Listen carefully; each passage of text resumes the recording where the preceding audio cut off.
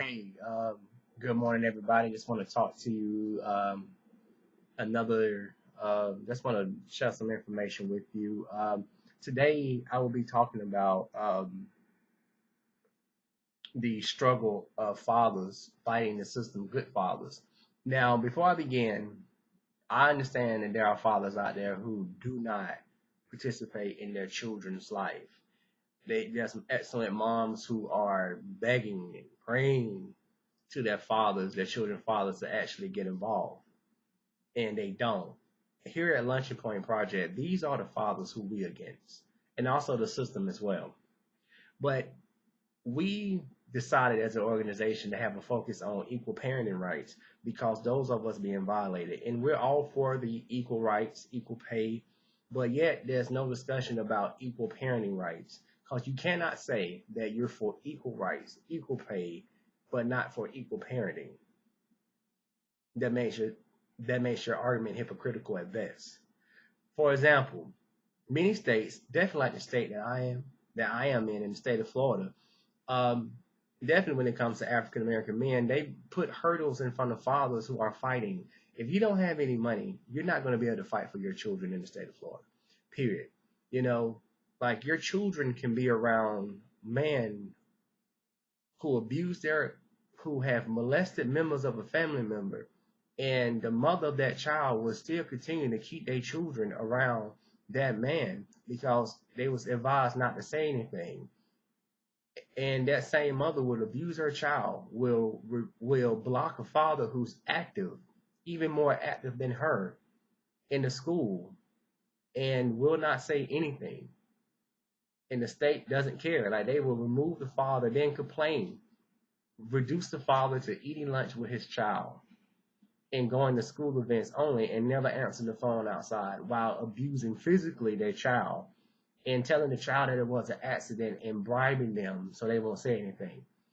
And I know for a fact, because I've had email discussions with the governor's office, the Department of Revenue, and Children and Family Services.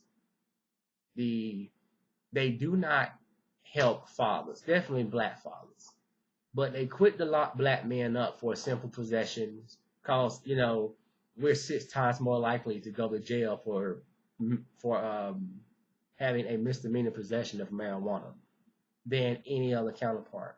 But yet, when it comes to black men fighting for their rights or remain in their life, they're silent. Like, for example, the state of Florida will enforce a misdemeanor, but they will not enforce perjury on an attestation that clearly states that I hereby declare all the statements contained within this documentation is true on the penalty of perjury.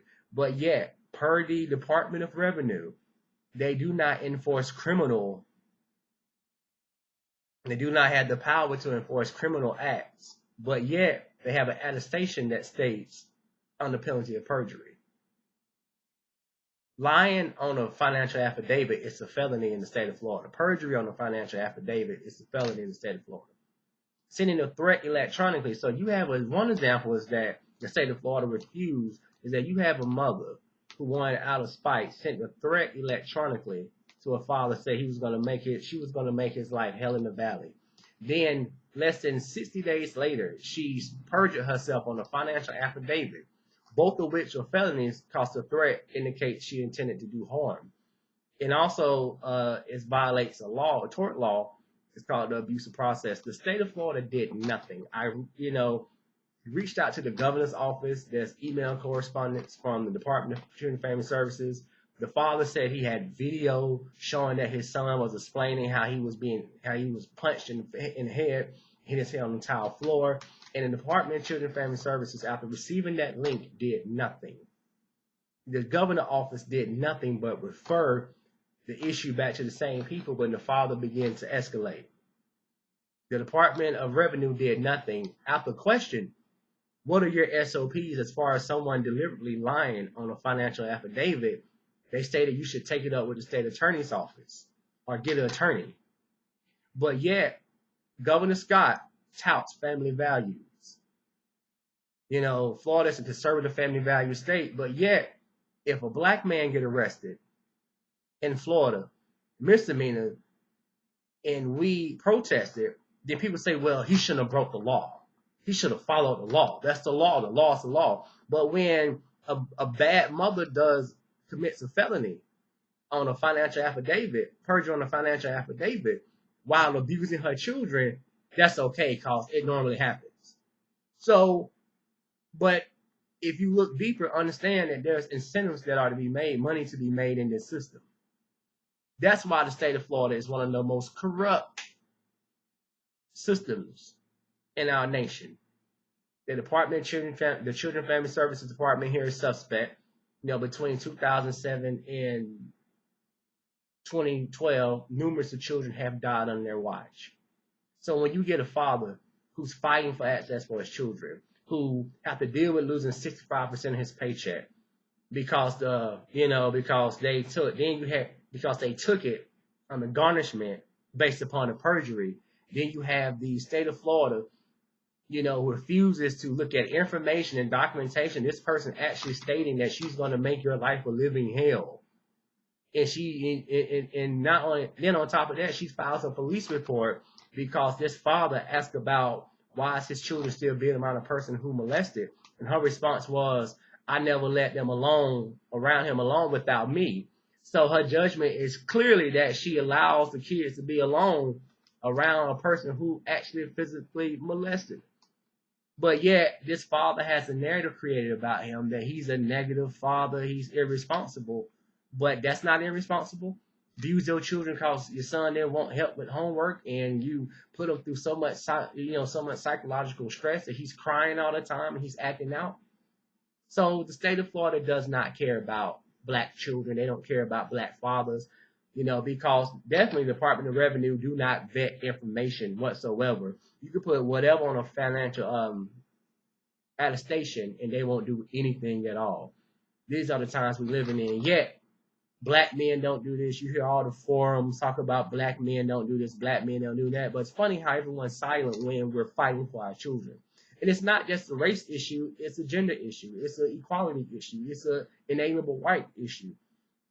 It's many men, whether you're white, Hispanic, they're fighting for their children and they're being used. Like, for example, that's one case when the Department of Revenue Child Enforcement arm, they had a letter dated October 4th, 2016, but the man didn't get the letter until October 17th. Now, explain to me how a person can get a letter dated October 4th from Tallahassee to Panama City Beach 13 days later and not explain to me that was intentional. Tallahassee is an hour, 2 hours away from Panama City. Explain to me how that happened again. So you get this type of corruption, and then because of the Social Security Act, Title 4, Section D, Title 4D, Section 458, Social Security Act, Title 4D, Section 458, they receive incentives. So they got to put X amount of people, either in arrears, automatically without verification, full of perjury, based upon threats, or orders, so they can get a reimbursement, which is just another form of bonus. So they don't have to verify.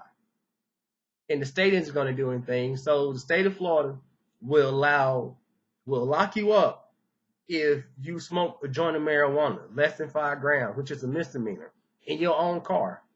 But yet, when it comes to your children being abused, the Department of Children and Family Services won't do anything. The Department of Revenue won't verify, so you can perjure yourself. If you want to make up anything, say a person hadn't helped you in 5-6 years, even though you got documentation, even their own notes. So verify that this person has indeed helped, but they, even in their own notes, confirm the fact that what's stated in the deviation part of the financial affidavit was untrue, was a perjury. But yet, instead of holding them accountable, they allowed them to revise the financial affidavit. And even though in the attestation it states that you agree on the penalty of perjury. So then they stated directly, and I can post that email as well later on, where the representative from the Child Support Enforcement stated that we don't have the ability to enforce crimes. That's their excuse for letting people lie on financial affidavits. So I just want to touch base with you, let you know what's going on. Here at Launching Point Project, we're committed to fighting for men. We're in the process of creating a funding mechanism so we can fight for equality for men. Because it may not impact you, but it impacts society, it impacts community. So thank you thank you for taking the time out to listen to this video. Let's share it, spread the word. You know, it's time for us. If you're not for equality in everything, then you're not for equality with anything. You just want to be hypocritical and you just worried about your own self. We're either gonna have equality for everyone, from equal wages, equal access, same pay, same job, and also for equal parenting, as well.